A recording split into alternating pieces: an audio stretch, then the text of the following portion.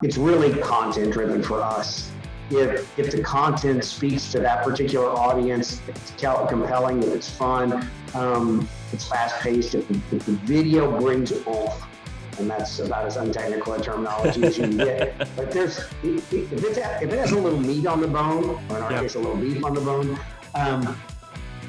people tend to watch those pretty thoroughly. What's up, everybody? Welcome back to the In Focus podcast, episode number 11.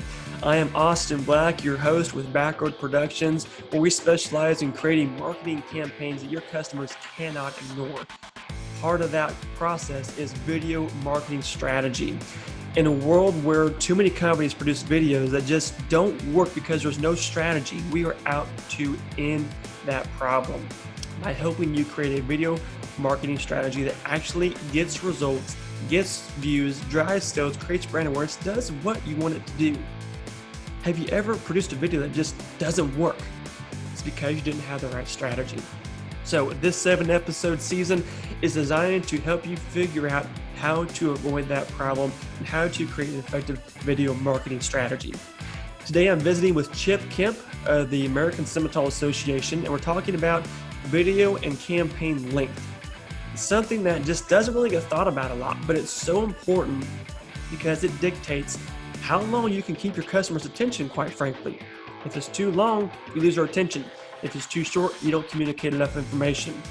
What I love about my conversation today with Chip is that they have kind of experimented along the way. They didn't really know a lot about video whenever they started, but they got expert insight. They have tried some new things, and they have really seen some incredible success with their video marketing campaigns. And a lot of it comes down to how they have promoted those campaigns, how long they have made the videos, and what the videos have been about. And the American Simmental Association is very data-driven, and so I love my conversations. We talk about just the numbers of what videos work, what doesn't work, how you use the video and the campaign length to create success. So let's enjoy our conversation with Chip Kemp talking about video and campaign length. All right, folks, so we're here on the In Focus podcast again. I am blessed to have Chip Kemp as my guest today. Chip is the director of the American Simmental Association and the IGS Commercial and Industry Operations. His duties range from assisting progressive commercial producers with genetic awareness of crossbred cow herds to the development of new technologies that highlight the profit potential of genetic knowledge in the beef industry, regardless of the breed type that it is. Prior to the Simmental Association, Chip was an instructor for 18 years at the University of Missouri. He was involved in classroom teaching the livestock judging team, and oversight of internships, and also helped coordinate the USDA-approved meat processing facility. He was also the founder of JudgingPro.com, an online resource for livestock evaluation videos and classroom aids. And he spent 2 years with the beef division at IBP Incorporated in Amarillo, Texas. Chip and his wife, Nikki, have 2 grown children and reside in Voss, Missouri. And I am very, very tickled to have Chip on today because I know you guys with the American Simmental Association have a very reputable stance in the industry. And I know you guys are very progressive, very data-driven. And I'm excited to see how you have put that into your pursuit of video. So thanks so much for being on In Focus today, Chip. Welcome to the show. Austin, thank you very much. Looking forward to it. So for anyone who maybe isn't versed within the cattle industry that's listening to this podcast, or maybe they just aren't as familiar with the Simmental breed in particular, just tell me about the association, what you guys do, and particularly your role within the association, what the IGS calculator is all about. Okay, so the American Simmental Association, again, as you clearly state, it's a breed association surrounding Simmental and Simmental-influenced cattle. Interestingly enough, and you describe how data-driven we are, if we go back 30, 40 years ago, the Simmental creature of that time is distinctly different than the animal today, right? Those cattle came in this country just a little over 50 years ago during a time when a lot of European cattle came in, when there was a craze to lean up American beef genetics. And they did that. Over time, those animals have evolved. From the very beginning, the Simmental Association was focused on data metrics that other entities weren't using at the time. So as a result, it's less about maximizing any one thing. It's more about optimizing genetic pieces to maximize profitability for farmers and ranchers. Mm-hmm. And so as a result, that animal has evolved a great deal over time. And today it's a distinctly different creature.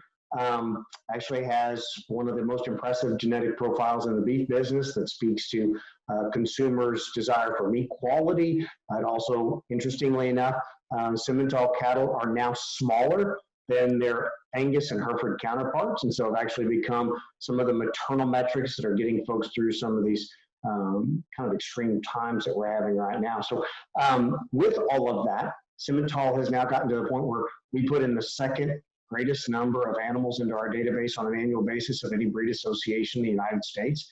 That's a distinctly different position than Simmental was in so many number of years ago. Then you mentioned the International Genetic Solution Platform.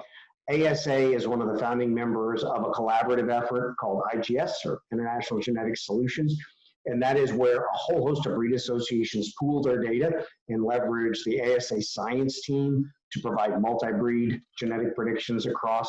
We're approaching 20 different breed association partners, wow. and that's across North America and Australia. And so that's our job. Our core competency is to give actual data to make decisions that can make people more profitable in the beef business. So my role within that, you kind of described some of that, so I don't need to get too bogged down. We're a mid-sized business, and so a lot of us wear a variety of hats, and I'm no different. And so one day that's helping from marketing pieces and some of those components. Other days, as it was a few minutes ago on the call that preceded this one, it actually made me a little late to our get together here. Was helping a gentleman through the understanding how to use the IGS feeder profit calculator, which is a terminal value tool for beef cattle. And so wide range of things. So you are what we call the jack of all trades and master of many, this sounds like. Arguably master of none. But I would say in today's world, more and more of us are trying to master multiple things, or at least be competent in multiple things. And that's no different for me. Definitely. So I don't know a lot about the video work you guys have done. I have visited with some of the staff and found out, some of the producer profiles that you've done and whatnot in recent years. And I know that it's usually different to talk to an association or a brand about this topic of determining the length of your campaign, your video, compared to visiting with a production company like myself, where we kind of have certain formulas, certain guidelines, certain just metrics that we put around things. So I'm really excited to hear kind of your experience and what you guys have dealt with there. But if you just want to start off telling me about the video work you guys have done, how it got started, just an overview of how you have used that marketing component within your association. Sure. I would guess our work is much like a lot of folks in that even prior to my time with the association, we go back 8 or 9 or 10 years ago, there was a lot of video being captured. Oftentimes, not necessarily with a plan in place to what you were going to do with it, right? But it seemed like the thing to do because everybody was doing it, so you had to do it. And so a lot of that footage made its way into archives one way or the other. Some of it was captured with the level of production quality that's necessary to have longevity, and some of it wasn't. Mm-hmm. Some of that ultimately then serves a purpose, and some of it doesn't. In those early years, again, prior to me, folks were trying to find ways to use those pieces to tell story. The effectiveness of that, again, is debatable, but at that time, for the most part, we were capturing footage of folks at various events, and then that footage would just be housed on a website maybe, or a YouTube or video type channel, something of that nature, mm-hmm. and hopefully you'd have a reason to repurpose it at some point. And frankly, there wasn't a lot of viewership, but try. The advent of social media in particular has changed that for us. And I'm somebody who's not as versed in those things as probably much of your audience. Some of that is actually by choice. And so I get to surround myself with folks who do engage in those things more. So I understand them. I can enjoy getting the metrics from them. I recognize why we use them. Yeah, but I'm not their target audience as a rule.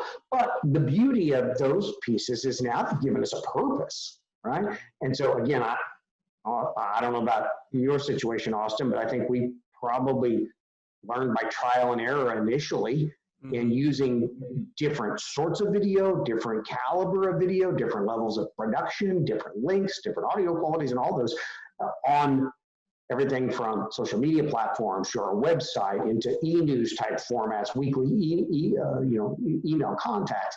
And so early on, I think what we found is we probably used too much. Wow, there's no probably. It was too much, too long, too heavy. We couldn't grab that emotional connection. And so the same reason we're very data-driven, science all the time, all just science 24/7, that can be difficult to sell. And so we had to learn how to dial that back and to connect a bit more on a personal or an emotional level, especially in those initial moments of a video.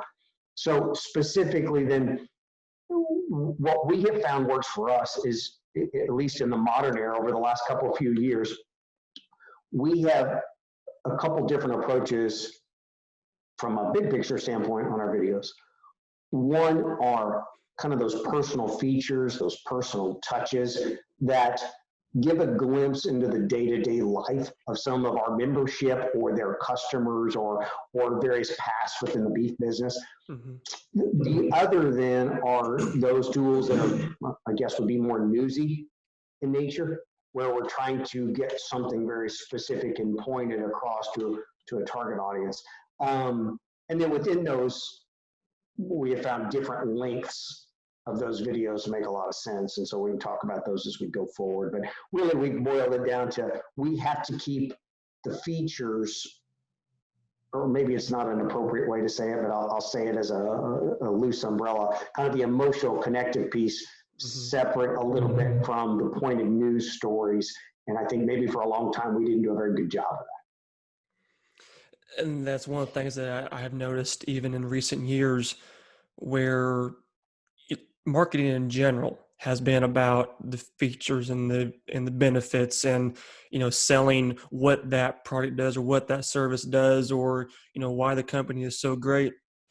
And I think people have just gotten tired of always being sold to, and now you have to connect with them more. And that's, I think, what you found out with your, human emotion driven pieces is if you can develop that relationship and that connection, you're much more likely to create engagement and to create, viewership retention and have them go all the way through versus just watching a blurb on, how the latest APD is affecting their production. Yep. Yeah, exactly. And so when you speak about engagement, one of the things, I have a colleague who stays very current on both our own engagements through the social media platforms, but then also looking at some of our peers in those spaces. And I guess some of it, it's, I don't know, serendipitous. I don't know, but going back, I think the fact that we're a very data-driven group that's not trying to sell.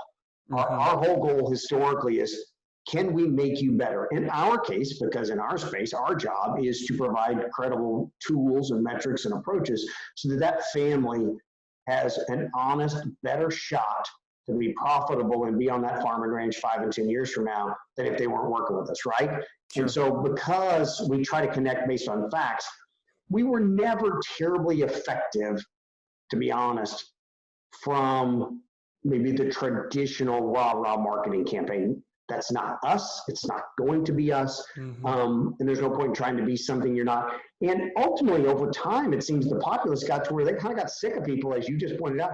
Got people sick of people cramming stuff at them.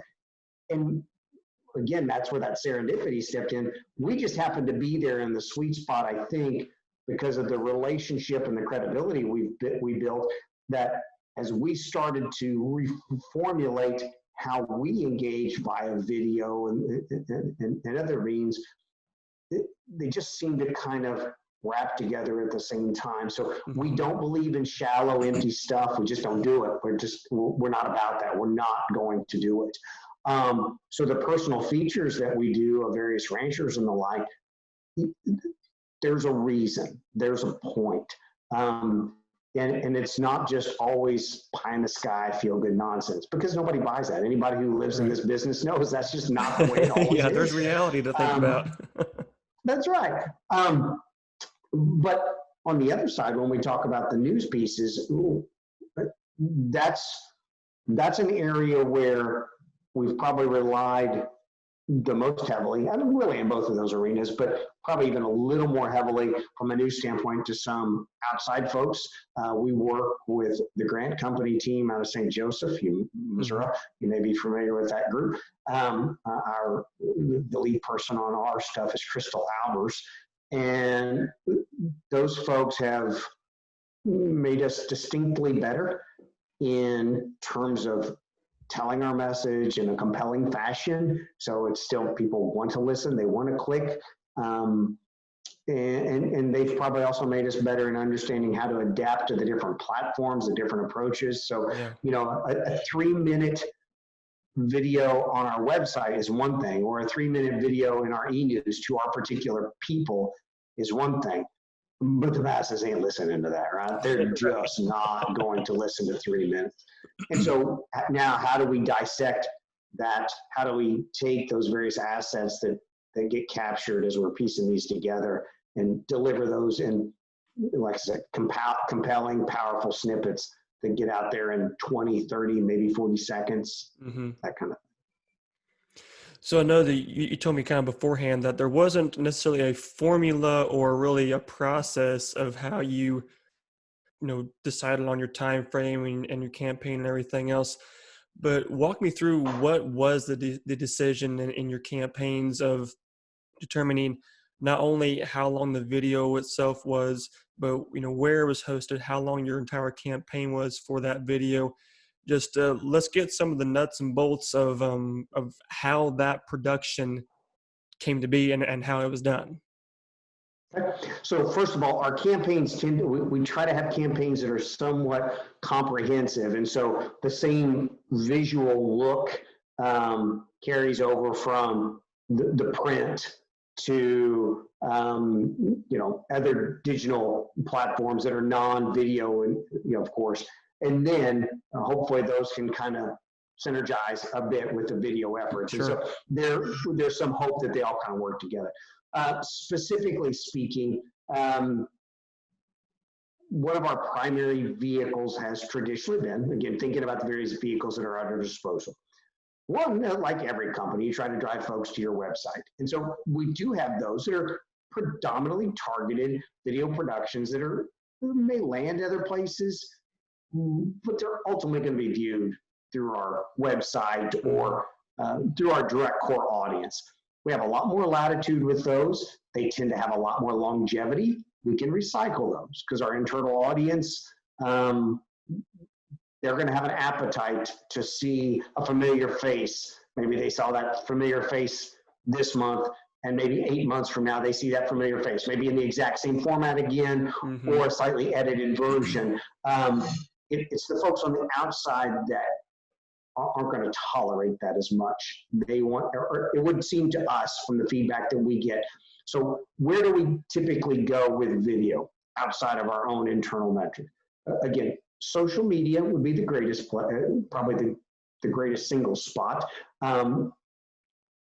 Facebook is clearly our friend there, as it is for most folks. Right. And our engagement metrics there, as I kind of alluded to a little bit ago, I don't have those numbers in front of me, but as we compare ourselves to some other peer organizations in our space, probably 5 or 6 years ago, 4 maybe, some would have stepped back and said, you all are not stepping up as some of your peers are, because they have a great advantage in terms of number of followers and that sort of thing. Our thought at the time was, we want folks who care. And maybe at the time that wasn't as friendly. Our approach wasn't viewed as kindly through the Facebook algorithms. But now our audience is somewhat smaller and still dwarfs the engagement of some of our peers in the space. That does seem to be friendly now with the Facebook algorithms of 2020. So we get a lot of mileage out of that. And again, some of that's foresight by the folks internally who handle those things for us. Mm-hmm. Some of it is, again, I don't know as I believe so much in luck, but it's good fortune, of course, that we, for at least a period of time, have aligned with some of those social media metrics that work on our behalf. Outside of those platforms, we do use a little bit of television, mostly for news pieces. Those television clips tend to be designed to funnel through the RFD TV platform. Mm-hmm. That platform can be reasonably friendly to those in the ag field, in particular for news content. And that's where we try to target our efforts. We try to get that newsworthy and to make it onto those programs. That buys us then multiple airings. That then dictates some of the length of a video, right? Sure. The news itself is going to decide, okay, 30 seconds isn't long enough to tell the story. Much over 2 minutes, and it's not going to work in their format either. Right. And so that's kind of what we're targeting, is for a newscast to be able to utilize this and purpose some of these videos. That, from an ad equivalency for an airtime cost, of course, it's news, so it's not free to produce the video, as you clearly know, but it is free to get it aired. Sure. And plus you get more credibility at the same time. Most news shows will air multiple times over the course of a day or two, and you bought a lot more mileage. So most of our videos outside of our internal usage are geared towards social media length, minute or less, mm-hmm. or to that 2-minute mark that fits good on a live newscast. Now we do repurpose that, the audio from those videos then, because we think that's a very powerful asset as well. And that's broken down then to either the full length or broken down into smaller pieces that then are friendly to farm broadcasters across the country who can pick that up and have a plug and play situation for them as they're trying to fill their own newscasts. Or we provide the scripts if they just want to read the newscast and it sounds that it's their voice providing the news. So whatever is most friendly for them. So we try to get as much mileage out of that video piece as we can. So whenever you're looking at a social media piece, you mentioned, the minute or less, which is, as we all know, is kind of the target thing there. If you can get someone to stay on for more than 60 seconds, you've got just an outstanding piece. As you're putting those pieces of content together, do you have any type of, or I guess let me rephrase this, have you experimented any with the same video at 15, 30, 60 seconds, or making a video specifically for social that wasn't from an outside production? Have you had any interaction with those different time frames, or has it all just been pretty much anything under 60 seconds has worked well? No, I wish that were the case. No, it doesn't always work out as clean as we would think. So our process, at least over the last few years in particular, as we feel like we've fell into a bit more of a rhythm that's working for us, the approach is we target generating these long format pieces. By long, I mean either a 3-minute feature video or a 2.5 minute news piece. Mm-hmm. And in the effort of targeting those, we're capturing a great deal other in terms of assets that sometimes makes it into those videos and we're just editing them down, or sometimes it's pieces that had nothing to do with those kind of target pieces originally. Mm-hmm. And right now, it's interesting you ask if we identified specifically the length. No, we haven't, and I don't think our audience has really told us, from the best I can tell looking at the data, whether it's 30 seconds, 45, or 60, or again, we do put some of these long forms on our social media, and some of them are very well viewed. It's really content driven for us. if the content speaks to that particular audience, if it's compelling, if it's fun, if it's fast paced, if the video brings oomph, and that's about as untechnical a terminology as you can get. But if it has a little meat on the bone, or in our case, a little beef on the bone, people tend to watch those pretty thoroughly. So I can't tell you, to be real honest, that we just don't have enough experience yet to really thoroughly tell us if there's a particular link that's most ideal for our folks, or if it's so inherently linked, and I think clearly to some extent it is, to the content, that compelling content, and they'll listen as far as more or less you want to take them. Boring content, it can't be short enough. Because right on. If it's boring in 20 seconds, it's terrible, because they're not even going to make it 8. Exactly, yeah. So are you taking a lot of the videos that your social pieces are built off of? I'm assuming that you have some long form on your website, and then you're pushing smaller social clips that drive traffic to your website. Is that correct? Yes, sir. That is, again, that's the goal, right? Bring them all to you. And so we house most of our longer form clips on either YouTube or Vimeo or something like that. And we keep most of those available all the time. It does surprise you. How do you predict these things? We were actually talking at a board meeting here just a few weeks ago. We had a video that never got posted anywhere. It was actually a bit of an oversight. It got stuck on our YouTube channel. We never shared it anywhere, but it does have a figure who's a very compelling figure in our case, and one of those. And somehow somebody stumbled across it, and organically that thing just took off, and it was rivaling. It hadn't reached the level of some of our most popular videos. It really hadn't gotten close to those levels. But it reached remarkable viewership for a video that's just hanging out on YouTube that nobody's ever promoted, done anything with. You had to go find it, right? And so sometimes it can be difficult to predict. But the long and the short of it is, yes, we use probably our most successful thing over maybe the last year in particular. For a number of years since I've been a part of the team, we've had, an e-newsletter like so many folks have. I have a colleague that she handles that and has always put a tremendous amount of effort into it. But in the last year and a half or so, she's really put a tremendous amount of effort into making sure that the information in that e-news piece that goes out once a week, essentially the same day, every week, has something that speaks to almost everybody. It's not just empty, hollow stuff. It is meaningful, meaty stuff that speaks to a handful of different audiences. And almost every one of those has at least one video or audio clip from something. And that you can see a direct tie in her change in the format of that piece. Because we all get these form emails. And I don't know about you, but I've had a belly full, and I unsubscribed to a hell of a lot of them because I've had enough, right? Just quit.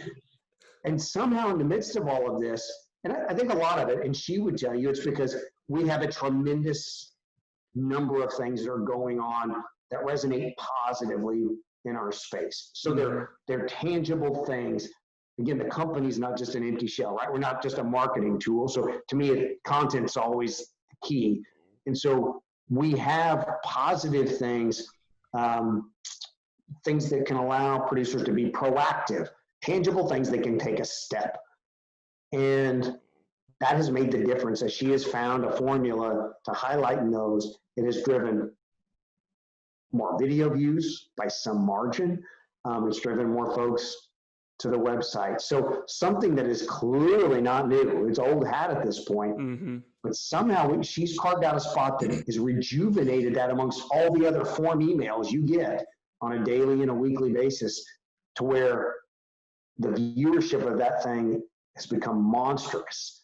And it's really the primary driver of many of our video efforts, views.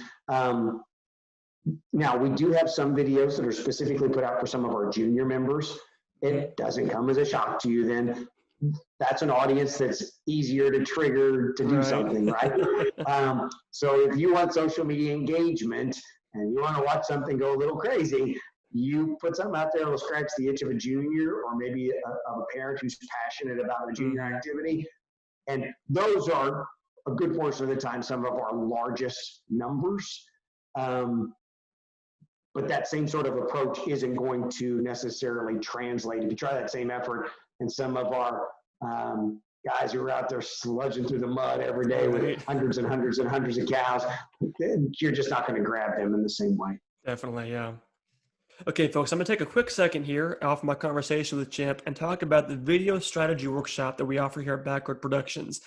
Maybe you have listened thus far to the podcast and you have realized that, this all makes sense. These steps, they make sense. I want to have an effective video that actually gets me results, but there's too much here to really process. And I get it. It's a lot to put on the table. It's a lot to think about. It's a lot to cover, a lot to do on your own. And that's why we're here with our video strategy workshop. So if you want to have an effective campaign, you have to have a well-developed strategy. And that's what we create through our workshop. We spend time with you and your team creating that custom plan, finding out exactly what you need, what your customers want, and how you can incorporate video marketing into your business campaign. It's a lot of fun, to be quite honest with you, because we get to dig into why video works so well. And when it's all said and done, you get a custom roadmap that helps you figure out exactly how to create videos that get results, that drive sales, that create brand awareness, and that bring you a return on your investment. So for more information or to sign up for the workshop, visit backroad-productions.com/workshops. Now back to my interview with Chip Kemp. So whenever you are running these campaigns, whether it's a video that you're recirculating on the website or you're taking pieces of it and going to social, or you're doing your email campaign, what is kind of your guideline for knowing how long you want that campaign to run or you want that video to run, and then for knowing when maybe it's run its course and it's time to switch things up? How do you monitor and gauge that on both ends of the spectrum? So much like anybody, we go into these things at least with a tentative plan, and hope we're anywhere in the ballpark of having a clue. And sometimes turns out we are, and sometimes we surely are not. So for example, right now over the last year-ish, we've been working with a plan that we've dubbed Stand Strong Simmental. And that Stand Strong campaign, again, as I mentioned earlier, goes across all of the various genres, print, social, the feature videos, website, a variety of other branding pieces that kind of get tied in with that. And we had originally thought that campaign would go a year and a half, maybe two. However, that campaign, especially the terminology Stand Strong Simmental, hit this current crisis of the last many months spot in the mouth. Yeah.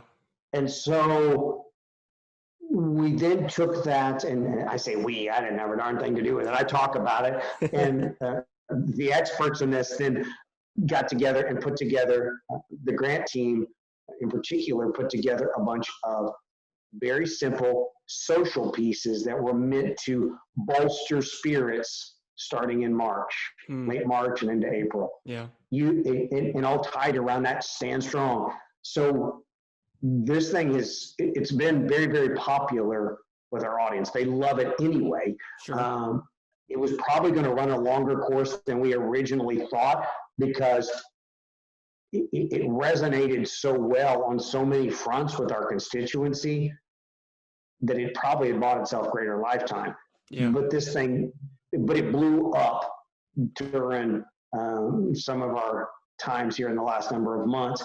And so it tied in really good with the chaos, the courage piece, the piece that people are wanting. And so now we hadn't necessarily planned on putting out a whole nother series of print ads associated with the same campaign, but we have, because people love it. Yeah. And so, hey, we're going to run with it. So we'll probably run that campaign a whole another year, even though maybe going into it, we hadn't planned that. Sure. On the other hand, we do have some videos that, some various video efforts going back, if I go back 2 or 3 years, that we thought would have staying power.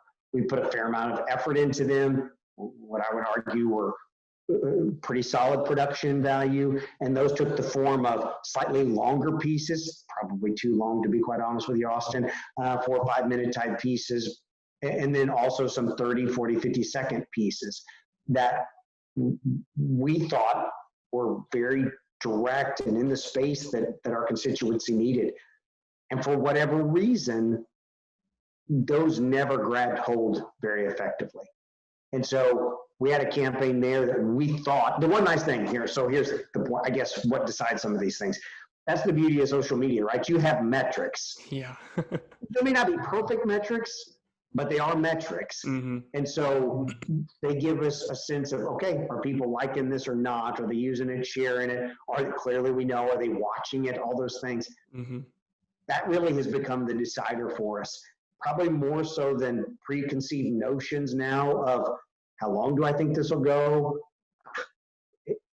As long as folks are engaging with it, then we're probably going to ride that horse for a little while. Frankly, we're a small team, and reinvigorating these things can be expensive and time consuming, and it's part of the job. But maybe it's possible that sometimes we shift too often when we had a gift horse and we didn't stay in the saddle quite long enough. And I think that's where we find ourselves right now. Now we have to continue to update, like this Stand Strong approach. Our current set of print ads that I just mentioned that are going to run with that. And those will then translate into some video components that will dovetail with those. Mm-hmm. We're going more in detail. It was more of a 30,000 foot view in our first year of that. Now we feel like we've bought enough cred with that campaign that now the campaign's bringing in more data. Yeah. It's infusing more substance to the promotion. And I think that's a very valuable piece for me, from my perspective, trying to help make folks better. I think we brought cred with the emotional connection of that campaign. Now we can help them tangibly make steps that are useful. Now, and our most challenging one, to be honest, is most of the social I've been talking about is really directed from the American Simmental Association, mm-hmm. but we do have social engagement for the International Genetic Solutions Platform. That one's more challenging. Yeah. Because if you're involved in that, it's just data, lots of data all the time, bunches of data. And so you give me guidance. I'm going to pick your brain. I'm going to ask you some questions. So here's what we find. Our Simmental folks love Facebook. Mm-hmm. And the juniors love Instagram and things like that, but they love Facebook. Mm-hmm. The IGS crowd, they love Twitter. Really? You can see it. So the IGS crowd, they use Twitter. We don't get a lot of traction, but these folks these data wonks, they get all kinds of excited. So it's crazy. We get almost no Twitter action on Simmental at all. And it's almost all Twitter action on the IGS side. Yeah. Help me understand. I'm too simple. It's interesting because everyone that I talk to that guy gets on Twitter, and I got a Twitter account years ago, and I don't know I ever posted a single tweet, so I am not versed on the platform, but everyone that is on there and enjoys it says that they enjoy it because of the news and because of the information and because of the succinctity, if that's a word, how succinct the content is. It sounds like a word to me. So my guess is you're probably, obviously if it's data, you're hitting an audience that is already, likes just news and facts and information, and they like it to be concise and in a presentable manner, and then they can move on with their day. So, Facebook is more of an engaging relationship platform. That's, why the human emotion does so well on there, because we want to like and love and share and comment and post and everything else. On Twitter, we want to see it, we want to share it, and we want to move on with our day. So that would be my guess as why there's such a different level is, there's a different focus in each of those platforms. And if you have something that is very news, very data, very short form to the point, then Twitter's a great place for that. Yep. And I think I would agree with your assessment. And in particular, we have a number of academics that like the Twitter platform that have reason to be in the genre of what the IGS system does. And so it makes total sense, but that's what we see. And so it's interesting to follow those things, how it totally divergent, the way those two systems work. And it's nice too that you bring that up, because it just goes to show that you can have the same organization or same company producing the same medium of content, whether it's video, photos, print, whatever, and it is a different audience. So you have to look at, does this fit all on the same platform? In your case, it doesn't. So that's a great avenue to point out that just because you're going to be on social doesn't mean you're going to be on all social, and doesn't mean you're going to be on the same social. And I know, like, even stuff that goes on Twitter, it has to be short. If my understanding is right, it has to be short. It has to be, a very short URL, a short content. There's a lot more grace on Facebook. You can post a 2-hour-long video if you want. They'll let you watch it, but they'll let you do it. You can post into a 15-minute piece. So you can do a live video. I mean, there's so many different options and flexibility on Facebook. Twitter's a different ballgame, but it's for a different audience. So the fact that you have different viewership and different engagement, I think, is a testament to how strategic you have to be with those elements. And one's going to work on one, one's going to work on the other. And as long as you capture that and make the most of that, then you really get a good return on your production. Yep, and that's really what we try to do. So we do run a fair number of videos through the IGS platform that are very focused on things in each genre. Mm-hmm. Those videos never go over a minute, ever. Yeah. Where on the other side, you mentioned Facebook Live, and that thing can be gold. The right format, for a whole host of reasons that you understand and know better than I, that thing can really be a powerful tool and can get you a lot of mileage in the right thing. And we have two different audiences, even on the Simmental side of the equation. So our juniors, we can turn a Facebook Live on at a junior cattle show, and that thing will just get traffic like crazy. Oh, yeah. Or we can be at a major convention, and the CEO or myself or another colleague can be engaging in some event or be giving a talk or just chatting with folks, and a Facebook Live in that space where they can sit. The background noise is palpable, and I think they love that. It's not a sophisticated production, it's real. Or if you turn on a Facebook Live at a bull sale, they get it. I mean, it's giddiness, right? And that's one of the things I think I've learned, that we generate a lot of highly produced videos. Well, I don't do anything. Other people who understand how to do these things produce a lot of highly produced and very buttoned up videos that get us a lot of attraction, a lot of views. The thing I've come to realize is there is definitely a place for the raw feel. Yeah. Still, I mean, these things are crafted, right? It's rarely an accident how these things happen. But if it can feel reasonably raw and genuine, it really gets mileage. I watch.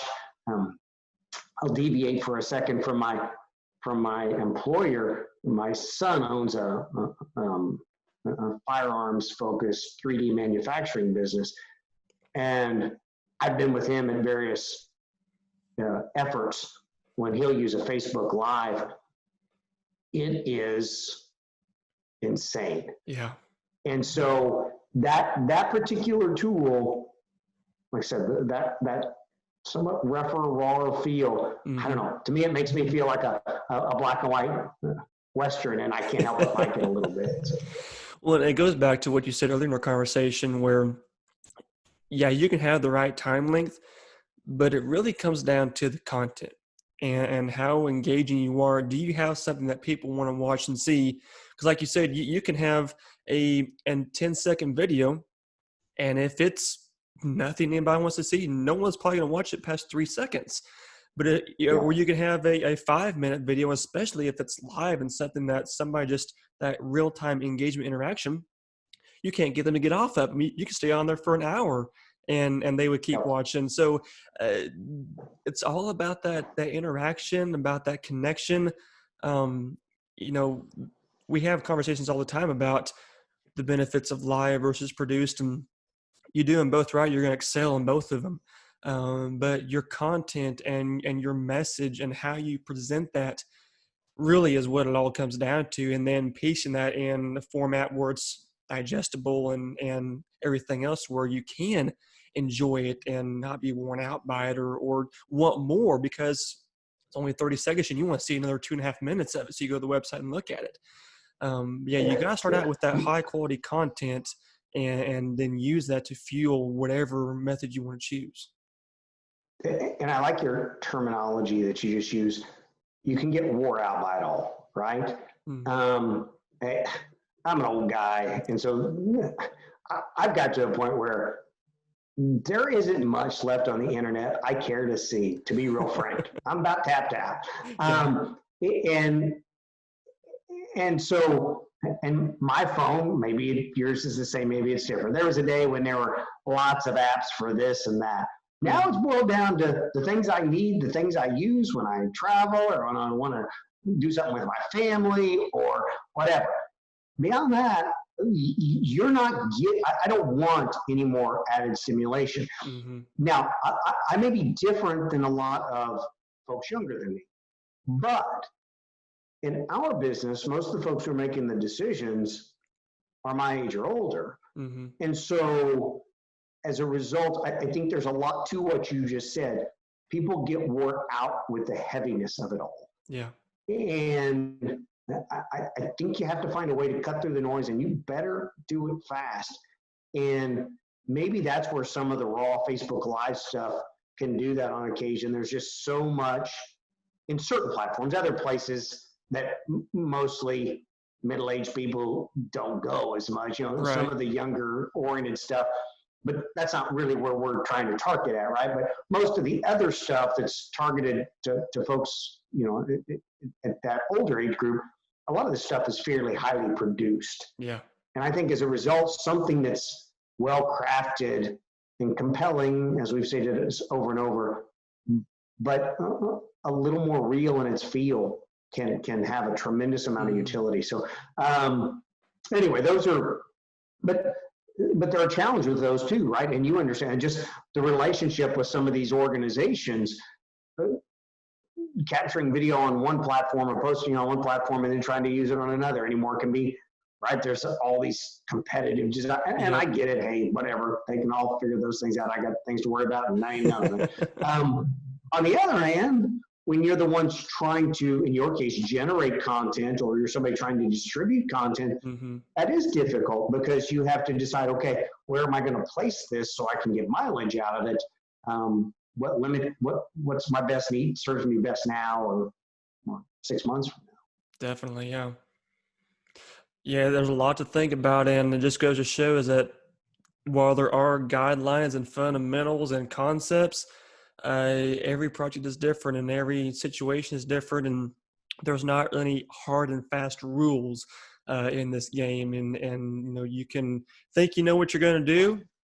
It can go be different, have a different result, or you can nail it. And it's kind of an experiment. But I think if you apply to what's supposed to work and make that kind of your starting point, then you're at least going to have a control group, you might say, of what's going to really benefit your organization. So I appreciate the insight you share just on the versatility and the flexibility that you guys have had with your campaigns. I think it really lends itself to show just what all can be involved and incorporated and still be successful, and how sometimes things change, but as long as you know where you're supposed to go, then you're going to be successful in the path to get there. So I appreciate those information shared. Well, and the other thing I guess I would throw out there is is that I know at one point in time, I personally may not have given enough credence to what it takes to be good in this genre. Yeah. To be real honest, I can evaluate myself and say, if you'd asked me 8 or 10 years ago how much time, effort, resources you should place in this space, I probably would have been a bit dismissive, to be really frank. Yeah. And now I see how important it is to find folks like yourself who are skilled at all aspects, right? It's not just, do you have the equipment to go capture a video? Though that's clearly important, because if you have the wrong video, or if you have, the wrong equipment, there's no quality to start with. But do you have kind of the artistic eye to capture that unique angle? And in your case, you've done so much agricultural work. You capture that unique spin, that visual that says more than 2 or 3 seconds than you and I could ever ramble on for an hour about, right? It says something. It resonates with your audience. So you got to have the technical savvy. You got to be a bit of an artist. You got to be a little bit crazy, because almost every day when folks in your space, there's a lot of times you have no clue what you're walking to on a given shoot, right? And so it's the ability. So I bring that up because to me, it's important for those who are in this area to be accepted, for those who are maybe making decisions around this area, making it happen, to be comfortable going to the experts, finding experts. Don't hesitate to recognize, okay, there's no way any of us is going to know all of these various pieces. Yeah. And if there is an area to rely on folks with expertise, today's world, I think this is definitely one. So I've turned a full circle. I've done maybe not a full circle. I've done a 180 though. And I realize how crucial it is that we do this well. And as a result, I won't lie, we allocate a significant sum of resources towards this, but I think we can see direct benefits to our business as a result. That's awesome. That's always good to hear that that the work done provides a return, because it's an investment. Like you say, video is not cheap, strategy is not cheap, and you have to do it well and do it right to make it worth it. So it's always great to hear when someone has seen the power and the impact of that, and been able to, after their investment is made, see the benefits of that result. So I'm glad to hear that. Yep. So anyway. Well, Chip, thanks so much for joining us today and sharing your insight. I was excited to hear what you guys have done, and it sounds like you have kind of figured some things out as you move along with this process. And it's always an experiment, and the more we keep experimenting, the more we're going to succeed. So thanks so much for sharing your insight on the show today. My pleasure. Thank you, Austin. Much appreciated. Well, it is easy to see that the American Simmental Association and Kemp have experienced a lot of success with video marketing in recent years. And it's because they have put specific strategy to their campaigns. They have had targeted audiences, targeted campaigns, targeted messages, and they've done them in the right method with the right length of campaign. And what's funny is they've actually adjusted that campaign. They have monitored and evaluated that to see what's going to work best. And that's the beauty of video marketing. Sometimes your campaign is going to change. Sometimes you may end it because it's not performing, or sometimes you may extend it because it is performing. So experimenting, evaluating, and knowing what the trend is so important to success. Get your plan in place, but be willing to modify as you go along. For more information about the American Simmental Association and some of the great work that they have done, visit backroad-productions.com/podcast. Check out the show notes. As always, if you have a review, please drop it on the podcast page. Let us know what you think about what's going on here, about the conversations we're having. We would love to hear your reviews, to hear your feedback, to help promote the show more to audiences all across the country in the agriculture sector. So thank you for listening to the In Focus podcast. We'll see you next week.